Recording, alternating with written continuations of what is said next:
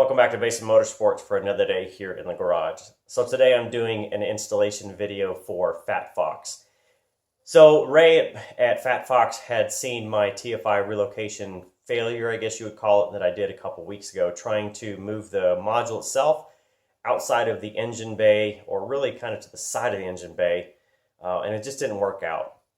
Anyway, he saw the video, and we talked over DM on Instagram and he did send me a kit for a TFI relocation kit for the car itself, and I'm doing the installation video for him on that. He's had the kit out for 6 years, never really had like a true how-to on it. Other people have shown how to do it, but he's never done one for himself. So he sent me the kit, said, make me an awesome how-to video, which I've done for a few other companies and that, so today I'm going through that step by step. Now the fun part about it is, when you do a how-to video, you have to literally follow the instructions as they're given, unless there's no instructions. But Ray has an awesome instructional, it's like 6 or 7 pages with pictures, and it's really easy to follow, so I'm doing that step by step. The thing about it is, you know, if you follow the wide body, you know how much stuff I have modified in this car. So something that works exactly for a stock harness and a stock anything, a lot of times doesn't work on this car. So I'm doing the installation as a piece for him, but I'm going to leave out some of the details that are exactly specific to the wide body. But I'm going to show you those. This is going to be a kind of a behind the scenes of doing it. So with that explanation, I'm going to get right to it. Now I'll say, if you've seen the installation video and then you watch this, they're going to coincide with each other. There's going to be some overlap between pieces.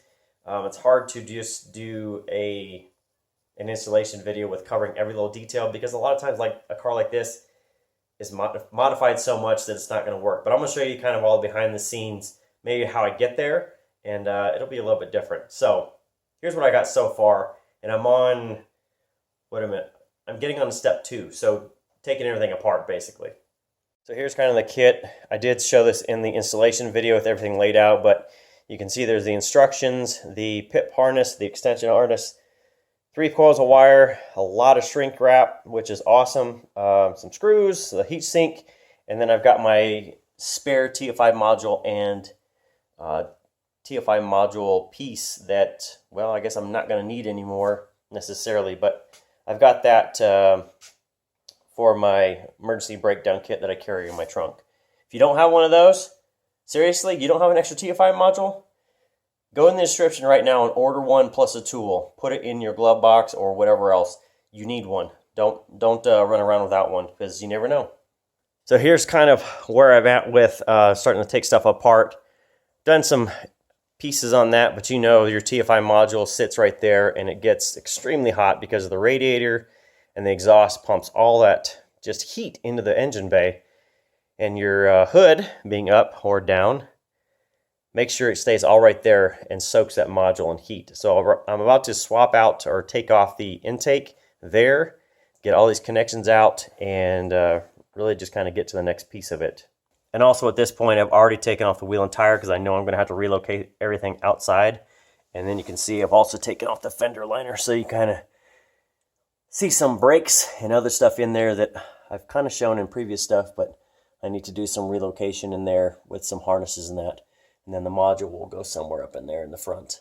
All right, a little bit behind the scenes on step 2 is really I pulled the intake off.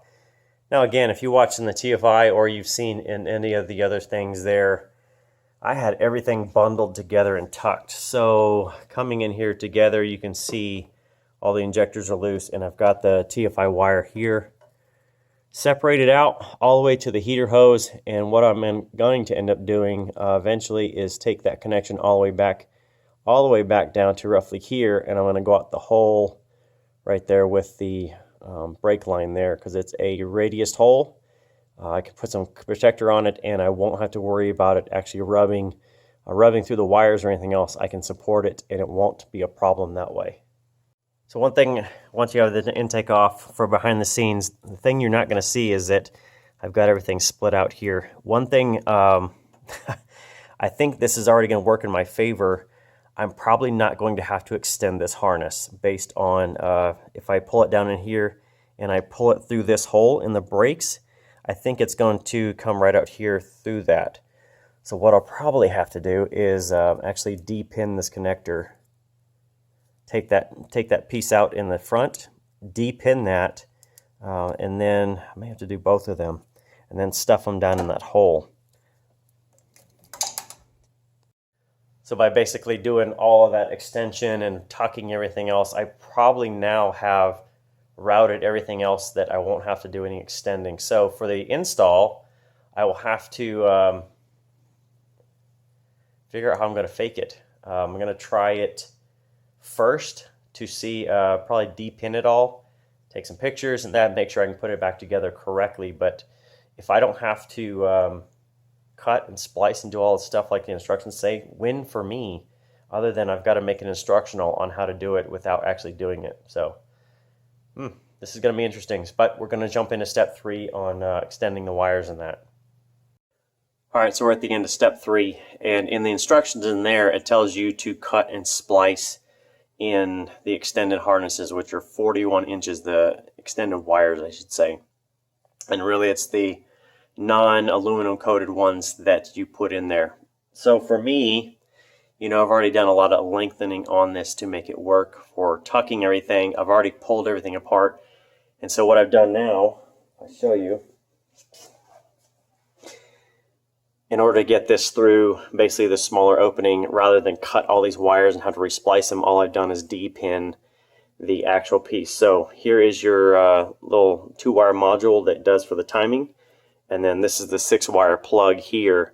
I've already written down the instructions, not in the instructions, I guess the color code, so I can put it back together. But you can remember de-pin any connector by taking out the center piece. I always call the blocker, which I'm sure is not the technical piece. But you take that out, take out any grommets like this. This is a rubber grommet for weatherproofing, and then just take out each connector. So I've already shown a video on this previously. Gosh, I don't know how long ago it was. It was a while ago. So I will put a link up top to this of when I explained how to take these all apart, just using a little pick and taking everything apart. But just remember, you don't always have to cut and splice and all that stuff to get stuff done. If you just need to take wires out or repin stuff, very simple. You see a lot of guys that want to go swap harness model years, and then they have to basically cut and splice and all that kind of stuff. You don't have to, just repin everything. I'll show you a video. Like I said, I'll put it up top, and very easy. All right, so there's the wires coming through. Now I haven't put any, obviously, loom on them or anything to protect them. But if you kind of look through there, you can see where that other one comes through. Now those are my engine harness and everything else, and there's my MAF and those exposed wires there that come out through that grommet. What I'm probably going to do is put everything up here. Now here's the heat sink that comes with it. So one of the things I talked about maybe is putting it on this brace right here. So I may do that. Let's see. That would put that. Yeah, I think that would work. That would put your module up so it's protected. Could do it that way there pretty easily on that brace, just like that. And let's see. Yeah, because your module would stick out, your harness would be in, definitely be protected. And the wires, shoot, those wires are definitely long enough right there. So yeah, wires are definitely long enough to run up the top there, so everything's going to be good there. I think I will put it on that brace. We talked about doing that from the fender in, so I'll probably do it like this, with the fins facing down, so they get all the cool air, and then the module's on top so it's protected. Alright, so after figuring out where the modules and that's going to go, give you guys a little sneak peek. So there is the kit I'll put in. Very easy to go in for the behind the scenes there. You can kind of see my alignment marks. That just helps me make sure the distributor is back where it's supposed to be. So I need to go through and get this kind of tucked in. So this is my extended harness. You can see this nice black. That is my extended harness. I need to go through, get put back together with everything there, and then run it all the way around, and then run it out down through the hole there. So one of these things on doing this, it's really about patience. There's a lot of little details that are very well explained in the instructions, but you know, like anything, you've got to take your time to get it to where it needs to go, but not a problem based on the instructions. All right, so here's how everything's going to route. So I already have the distributor back in. You can kind of see everything there. That's almost too bright. You can see everything is now there together. So you've got all your wiring there. It's supported. It's run all the way through with the other harness all the way back. And you can see everything is well connected together. I just need to put the protective DEI shielding back on. Now when it came over to the corner, I ran everything through with the brake line. So if I give you some light, everything is through there, and I do have some plastic corrugated protection on there. That is just something I had in the garage, but it works very well. The hole already is around it. It's not just like a fresh cut that will cut the sheathing or anything, but that gives an extra level of protection all the way through. And then once I wrap it all together, you probably won't even know that it's there other than to look up and see something poking through down through the center there. So here's kind of a look at the wheel well side. You can kind of see it comes through. I've got it just tied up with some other wiring there, so it's got some support. It's going to go all the way in, all the way down to the module itself. So there's my module. The black, blue, and red connection, and I've already verified that it's got a good chassis ground there, just using that with my own meter. So that is really good, and now it's time to basically clean up, get the intake back on, get the sheathing back on. Before I put this wheel liner in and put the tire on, I'm going to start it and make sure it at least runs and does what it's supposed to. So now that you guys have kind of seen all the little pieces that go into doing this, there's no fanfare. I put the kit in based on the instructions that Ray has written, and really there's no problem with it. As soon as I put everything back together, the intake on, connected all the lines, everything else, went in there and just bang, turned it on. It immediately started. Ran it for about, I don't know, 10 minutes, get a little heat into it, pulled a little pill out of the timing, and it fired right up. I mean, set the base timing, no issues. Right now I'm just cleaning up. It was a very straightforward install, and I think I've just shown you kind of like the pieces to make it work.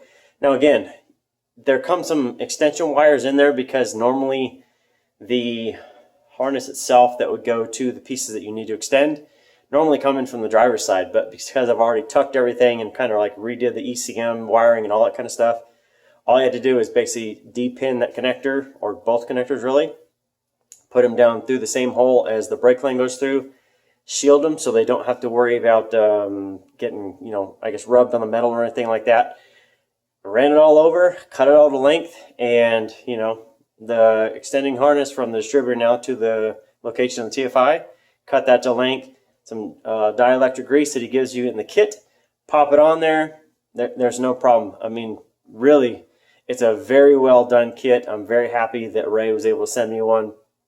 So I think between both videos, you guys will get a sense of how to put it all together. Now again, the basic base TFI reload kit, it tells you to extend, and so I mentioned that in there, but me, I didn't have to, because behind the scenes, well, I just de-pinned it all, stuffed it all through there, re-pinned it back up the way it was, and no problem. So if you guys have any questions on how I did mine versus what the kit shows, I think this shows you, but drop me a comment down below. As always, thanks for watching, and well, I think the wide body is officially ready to go now. Now I'm really not worried about the ignition now that I've done that. I don't think it's going to overheat, and good stuff. So anyway, we'll see you next time.